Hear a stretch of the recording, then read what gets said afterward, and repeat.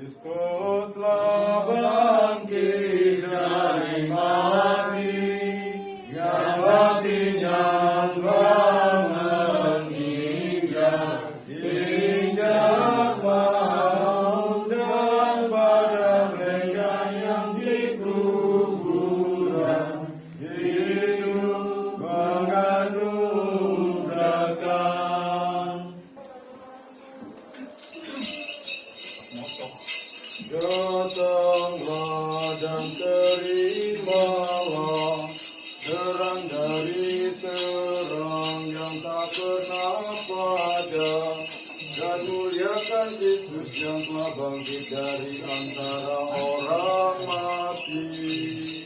Datanglah dan terimalah terang dari terang yang tak pernah padam, dan muliakan Kristus yang telah bangkit dari antara orang mati.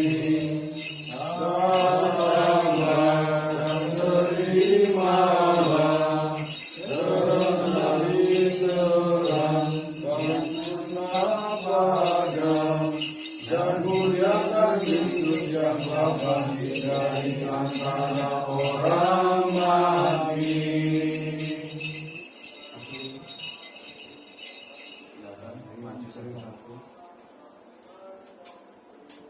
Para malaikat di surga memuji kebangkitan-Mu, ya Kristus. Jadikanlah kami di dunia ini layak dengan hati yang murni memuliakan-Mu.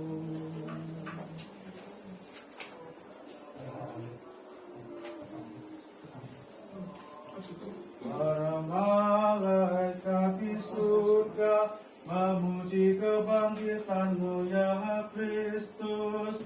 Jadikanlah kami di dunia ini layak dengan hati yang murni memuliakan-Mu.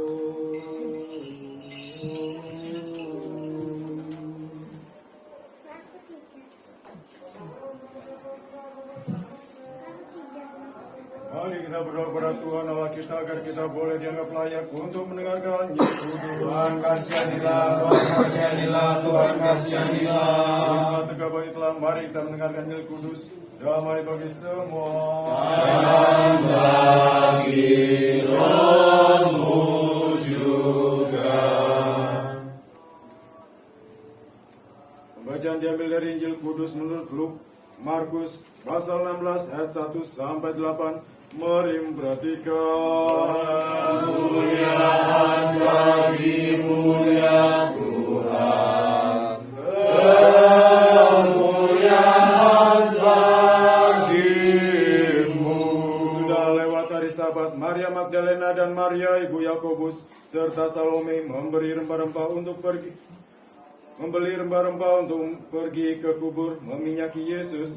Dan pagi-pagi benar pada hari pertama minggu itu, setelah matahari terbit, pergilah mereka ke kubur. Mereka berkata, seorang akan yang lain, siapa yang akan menggulingkan batu itu bagi kita dari pintu kubur?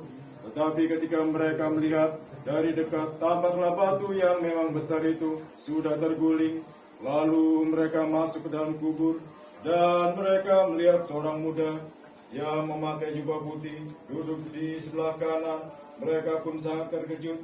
Tetapi orang muda itu berkata pada mereka, jangan takut, kamu mencari Yesus orang Nazaret yang disalibkan itu. Ia telah bangkit, ia tidak ada di sini. Lihat, inilah tempat membaringkan dia.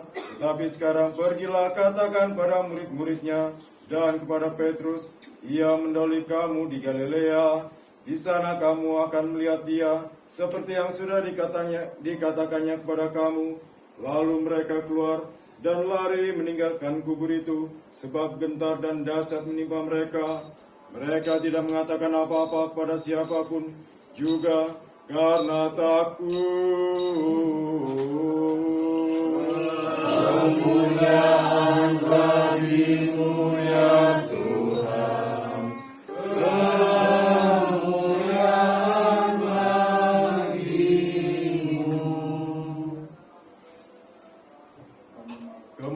Sang Kristus Maha Kudus, satu zat hakikat, Sang Pemberi hidup, dan tak terpisah-pisahkan sekarang dan selalu serta sepanjang segala abad. Berbicara tentang Paskah, maka satu hal lagi yang perlu kita ketahui bahwa kita harus kilas balik latar belakang dengan Paskah. Karena adanya suatu ketegartengkuan daripada Fir'aun. Maka dikatakan di sana, serahkan kamu pada ketegartengkuan, atau diberikan, dibiarkan ketegartengkuan, atau dikeraskan hati. Kata dikeraskan hatinya di sana adalah menunjuk pada kenyataan bahwa Fir'aun ini tidak pernah mau bertobat. Fir'aun ini tidak mau merendahkan hati. Selalu bersikeras untuk menentang Allah. Sekalipun banyak nabi atau orang-orang pada waktu itu memberitahu kepada Fir'aun, terutama dalam hal ini adalah Musa. Karena itulah maka Allah melalui hambanya ini mengutuk atau membunuh anak sulung daripada orang-orang yang ada di Mesir. Ya, itu tidak hanya anak sulung dari Fir'aun, tetapi juga orang-orang Mesir semua. Ya. Tetapi ada yang diistimewakan di situ adalah orang Israel dengan suruh menyembelih kambing, domba, atau sapi untuk mengoleskan darah di pintu. Nah, orang-orang atau para malaikat datang untuk menengok. Kalau ada pintu, ada tanda darah, berarti terlewatkan, berarti tidak dibinasakan. Tetapi jika di rumahnya itu tidak ada tanda darah, maka akan dibinasakan anak-anak yang sulung atau juga hewan-hewan. Nah, pada darah ini kita tahu sebagai sarana untuk keselamatan. Berarti kalau demikian, sebelum apa yang dinyatakan dengan proto-evangelion itu mempunyai latar belakang. Di dalam proto-evangelion itu juga sebagai kelanjutan daripada tindakan daripada Allah. Seperti hanya dikatakan di dalam Kejadian, ya, Kejadian 3 ayat 15 di sana. Bahwa keturunanmu akan meremukkan kepala dari ular. Ya, turunan wanita di sini. Dan mereka berpandang-pandangan. Bukan mencatok kumitnya, itu adalah terjemahan salah. Berpandang-pandang. Nah, sekarang yang menjadi masalah itu adalah siapa yang dimaksud dengan ular beludak ini? Ya, siapa yang dimaksud dengan ular beludak ini? Coba kita lihat di dalam Matius 12 ayat 34 dan Matius 3 ayat 7. Yang ada sama. Dan sana ditunjukkan jelas apa? Yang dimaksud ular beludak ini adalah orang-orang Farisi. Nah, yang meremukkan kepala ular beludak siapa? Yesus, yang menunjuk kepada waktu dia disalib. Dikatakan di dalam Galatia 3 ayat yang ke-13 adalah terkutuklah orang yang digantung di atas kayu salib. Permasalahannya adalah, apakah Yesus itu salah? Apakah Yesus itu telah melakukan tindakan kriminalisasi atau kejahatan? Jawabannya tidak. Yesus tidak pernah melakukan kejahatan apapun atau bertindak amoral apapun. Tetapi dia disalib adalah untuk memenuhi kata-katanya sendiri. Karena apa? Karena tidak ada satu orang pun yang mampu untuk melakukan tuntutan Taurat. Tidak ada. Tetapi yang bisa melakukan tuntutan Taurat itu adalah sang manusia. Siapa? Yesus. Karena apa? Dikatakan sang manusia. Karena pada waktu dia mengambil keberadaan baru yang sebelumnya tidak ada di dalamnya ini, telah dikenakan masa lampau, sekarang, dan yang akan datang. Hanya permasalahannya adalah ada orang berseloroh yang mengatakan kalau demikian Yesus ini adalah manusia biasa yang diciptakan. Karena apa? Karena bentuk barunya ini sebelumnya kan tidak ada. Ada orang berseloroh kalau gitu Yesus itu apa? Saudara, daging yang dikenakan oleh Sang Sabda ini bukan menunjuk bahwa Yesus itu diciptakan. Ya, karena bentuk asli daripada Yesus itu tak lain dan bukan siapa? Firman yang dari kekal sampai kekal ada di dalam diri Allah. Nah, tubuh barunya apa? Diciptakan oleh Dia untuk dirinya sendiri. Maka dikatakan telah mengenakan daging. Berarti dia tidak diciptakan. Daging yang dikenakan itu diciptakan sendiri. Allah menginginkan Sang Sabda itu yang bertindak. Jadi daging ini yang dikenakan tidak pernah menunjuk pada pengertian bahwa Sang Sabda kalau demikian itu diciptakan. Tidak. Bahkan dikatakan bahwa Sang Sabda itu diciptakan. Ya? Karena dia adalah firman yang dari kekal sampai kekal ada di dalam diri Allah. Berarti dia tidak diciptakan. Nah, daging yang dikenakan itu diciptakan dia untuk dirinya sendiri.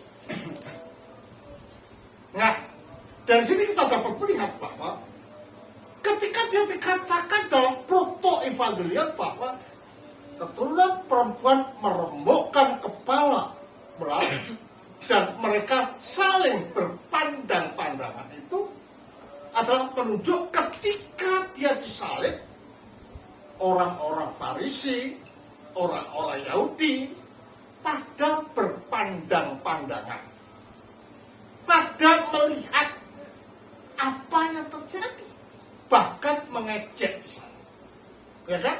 Mengejek. Tetapi dia tidak tahu bahwa yang diejek ini adalah firman yang dari kekal sampai kekal di dalam Allah. Berarti dia ini mempunyai esensi yang sama dengan Allah. Dan dia dapat dikatakan Allah meskipun dia bukan Allah. Karena Allah siapa? Bapa. Karena itulah dia mempunyai kuasa. Nah, ketika dia disalib, yang disalib itu bukan kemanusiaan atau daging manusianya Yesus saja, tetapi totalitas kemanusiaan masa lampau, sekarang, dan yang akan datang. Dialah sang manusia. Dengan disalibkannya Yesus, maka tuntutan Taurat itu telah digenapi. Dengan digenapinya tuntutan Taurat, maka manusia telah ditebus. Maka manusia telah didamaikan. Maka manusia telah disempurnakan. Maka manusia telah dikatakan sebagai anak-anak Allah. Tetapi bagaimana realisasi untuk dapat ditebus? Realisasinya adalah melalui apa? Melalui sakramen. Apa? Baptisan. Nah, dari sini kita dapat melihat bahwa sakramen baptisan atau sakramen-sakramen lain yang ada di dalam gereja ini bukanlah simbol, bukanlah lambang, tetapi itu adalah menunjuk pada realita nyata yang dapat membentuk perilaku dan dapat menyatukan kita dengan Allah melalui diri Sang Sabda. Jadi kalau demikian, Sang Sabda ini adalah merupakan suatu titik pijak manusia untuk dapat mencapai kesucian, kesempurnaan, dan kelengkapan di dalam Allah. Jadi kalau demikian jelas bahwa Paskah ini adalah merupakan peringatan yang terbesar di dalam gereja ortodoks. Nah, masalahnya adalah di Indonesia ini, bahkan baiklah gereja Protestan, dikatakan bahwa peringatan terbesar apa? Natal. Padahal Natal ini adalah merupakan karya awal Sang Sabda menjelma menjadi manusia. Masih ada kelanjutan, ya, masih ada kelanjutan. Dan untuk mencapai realisasi ini, makanya dalam proto-evangelion tadi dikatakan apa? Menginjak kepala. Setelah itu ada urutan-urutan, nubuatan-nubuatan, akhirnya digenapi dengan penyaliban Yesus itu. Nah, pada waktu Yesus bangkit dari antara orang mati, saudara, banyak timbul pertanyaan di antara orang Yahudi. Karena apa? Karena orang Yahudi itu mempunyai persepsi bahwa hanya Allah yang tidak tersentuh oleh maut. Hanya Allah yang tidak terjamah oleh maut. Tetapi mengapa Yesus bisa bangkit dari antara orang mati? Membuktikan bahwa dia tidak disentuh oleh maut. Nah, ini menjadi perguncingan. Tetapi Yohanes itu memberikan suatu penjelasan yang cukup tuntas dan konstruktif. Coba kalau kita melihat di dalam Kolose 1:15, di sana katakan bahwa dia adalah gambar Allah yang tidak kelihatan. Berarti apa dia? Dia adalah cermin daripada Allah yang tidak dapat dipikirkan, yang tidak dapat dibayangkan, dan tidak dapat dikayalkan. Kalau demikian, Sang Sabda yang menjelma ini adalah merupakan di dalam lingkup ilahi, bukan lingkup manusia. Juga dikatakan di dalam Ibrani 3, 1 Ibrani 3, dikatakan bahwa dia adalah gambar dan kemuliaan Allah. Nah, ini sesuai dengan apa yang dikatakan dengan pengakuan imanisnya, terang yang keluar dari terang. Mengapa dikatakan dia gambar kemuliaan Allah? Karena dia ada di dalam Allah yang penuh dengan kemuliaan. Nah, padahal Yesus dalam kapasitasnya sebagai firman ini adalah tempat Allah bertajalli atau menyatakan diri Allah yang tidak kelihatan. Nah, ini sesuai dengan apa yang dikatakan di dalam Yohanes 1 ayat 18 yang mengatakan bahwa anak yang ada di pangkuan Bapa itulah yang menyatakan Allah. Nah, ini juga ditegaskan di dalam Yohanes 14 bahwa barang siapa yang melihat aku akan melihat siapa? Bapa. Dia dikatakan cermin.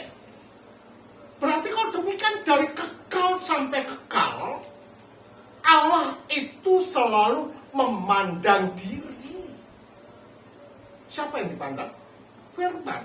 Siapa yang dipandang firman? Allah. Roh apa? Sebagai pemantul antara Allah dan firman-Nya. Nah, ini kadang-kadang membingungkan banyak orang. Ada roh Kristus, ada roh Bapa, ada roh. Dikatakan itu roh yang berbeda. Siapa mengatakan seperti itu? Tidak ada. Di dalam Alkitab tidak pernah bingung tentang hal seperti itu. Karena roh ini kan sebagai pemantul. Ketika roh itu ada di dalam diri anak, dikatakan roh anak. Nah, dari anak menuju ke Bapa dikatakan roh Bapa. Pada waktu dia berdiri pada diri sini dikatakan sebagai Roh Kudus. Kalau demikian ini adalah roh yang sama.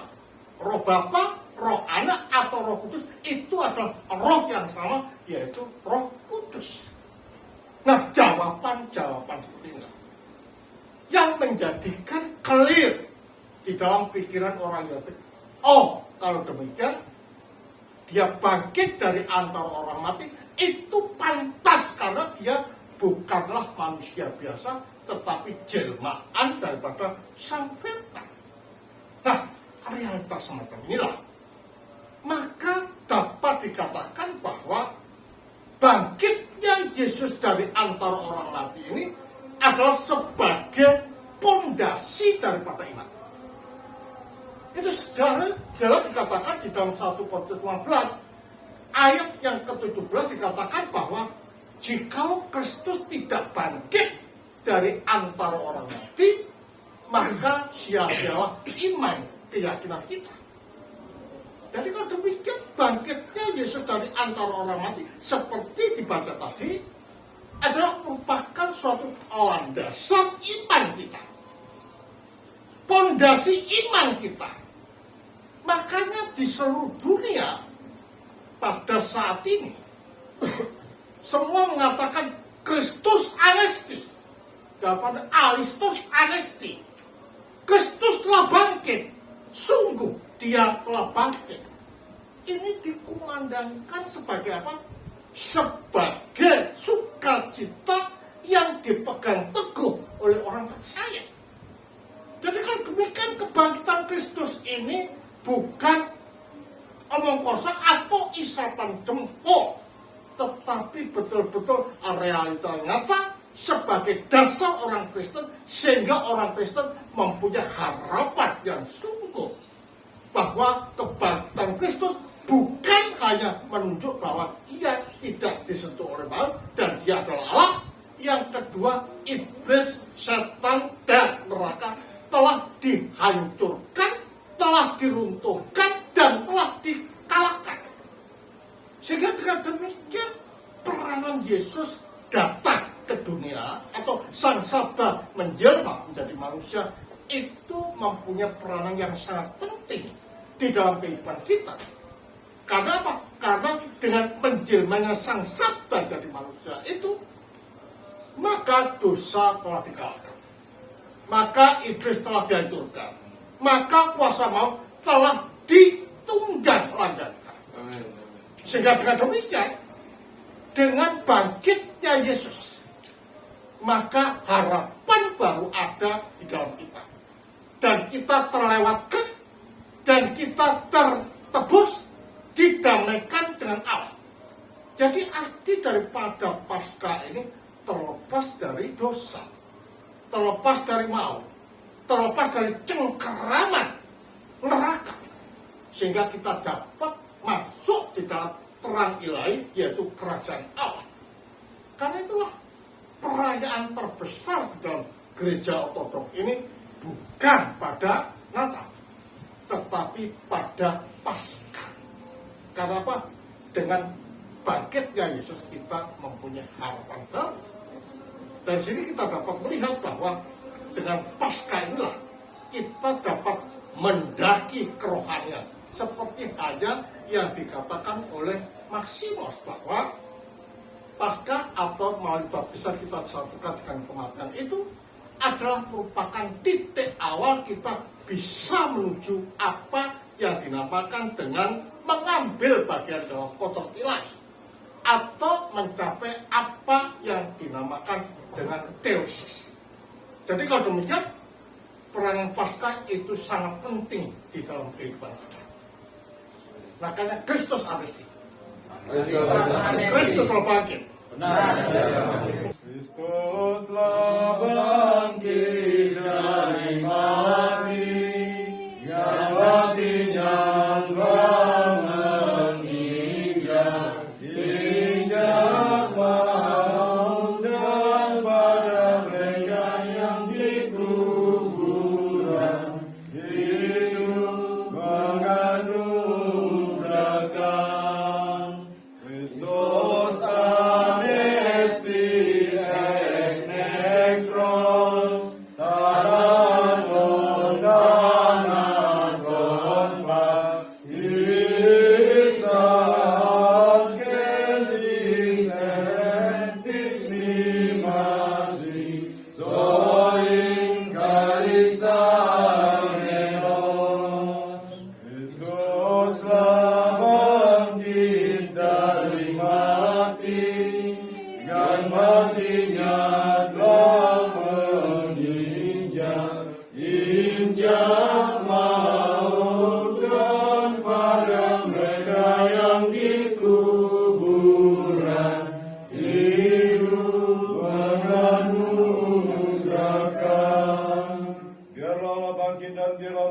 terserak-serak, biarlah juga mereka membencinya akan lari tunggang langgang di hadapannya. Kristuslah bangkit dari mati, dengan matinya telah menginjak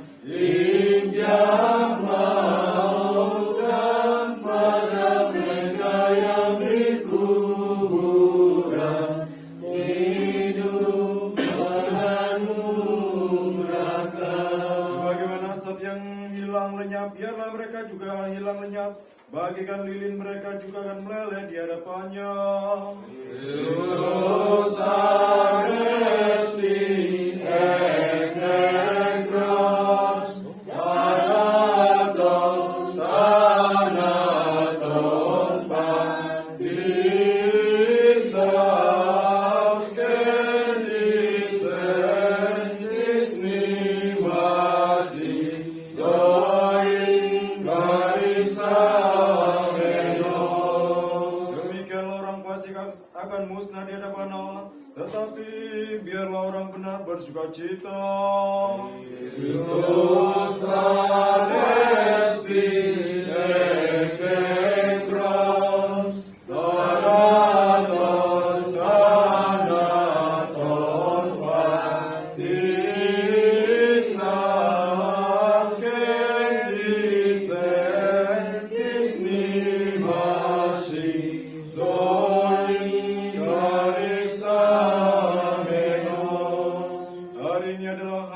diciptakan Tuhan, kita akan bersuka cita dan bergembira di dalamnya.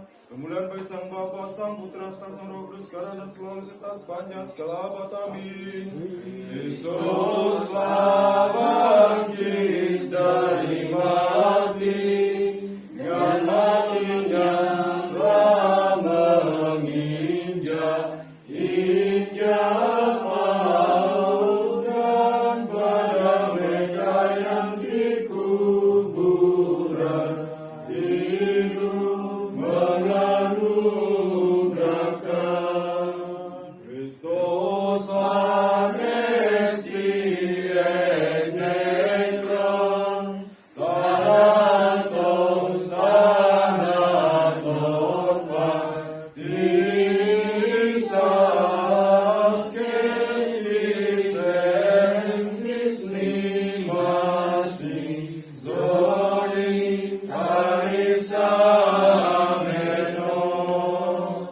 Dengan damai sejahtera mari kita berdoa kepada Tuhan. Kasihanilah dari atas dan bagi keselamatan jiwa kita, mari kita berdoa kepada Tuhan. Kasihanilah di seluruh dunia bagi ketua gereja-gereja kudus Allah dan bagi persatuan semua, mari kita berdoa kepada Tuhan. Kasihanilah bagi rumah kudus ini dan bagi mereka yang masuk ke dalamnya dengan iman, kekusuhan serta rasa takut akan Allah, mari kita berdoa kepada Tuhan. Kasihanilah bagi metropolitan kita Potius, kepresbiteran kita yang terhormat, kediakan dalam Kristus, dan bagi segenap rohaniawan dan segenap umat, mari kita berdoa kepada Tuhan.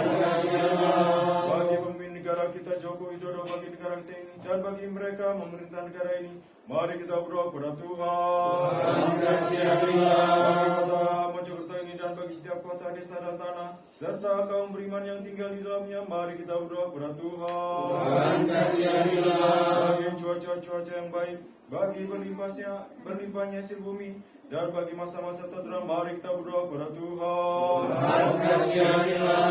Mereka yang dalam perjalanan darat, air, dan udara, bagi mereka yang sakit, bagi mereka yang menderita, bagi mereka yang tertawan, dan bagi keselamatan mereka, mari kita berdoa kepada Tuhan.